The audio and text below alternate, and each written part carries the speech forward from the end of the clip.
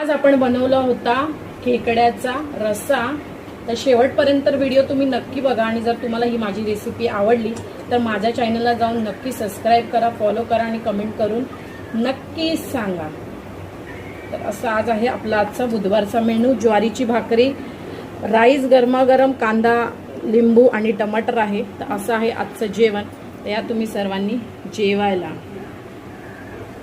बघणार आहोत खेकड्याचा रसा। ते मार्केटमधून ताजे खेकडे आणले, ते माझे मिस्टर आहेत ना, आता ते तोडतायत। अर्धे त्यांनी दिलेत तोडून, अर्धे आपण पण घरी आणून साफ करायचे। जिवंत खेकडे आहेत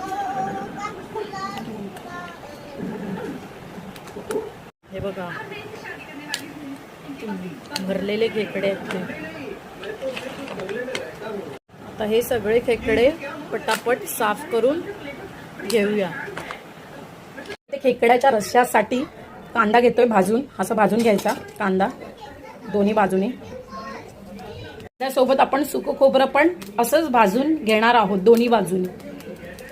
व्यवस्थित पाण्याच्या खाली खेकडे धुवून घेऊया आपण।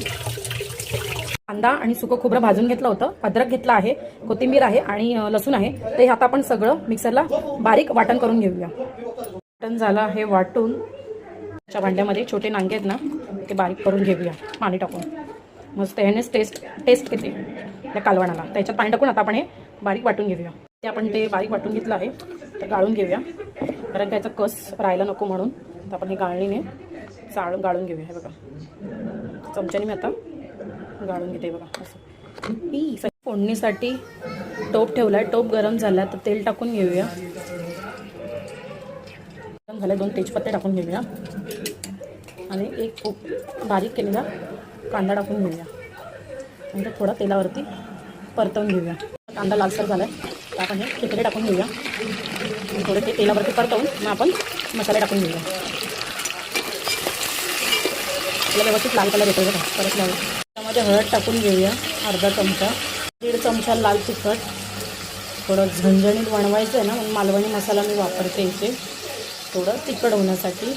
धना पावडर, त्यानंतर व्यवस्थित एकजीव करून घेऊया। बघ असा लाल लाल कलर आला। गरम मसाल्याची पावडर,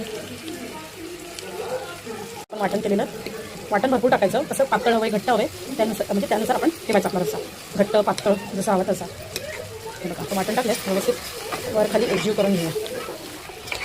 हे बघा, असे परतल्यानंतर असं त्याला लाल लाल कलर येतो आपल्या खेकड्यांना।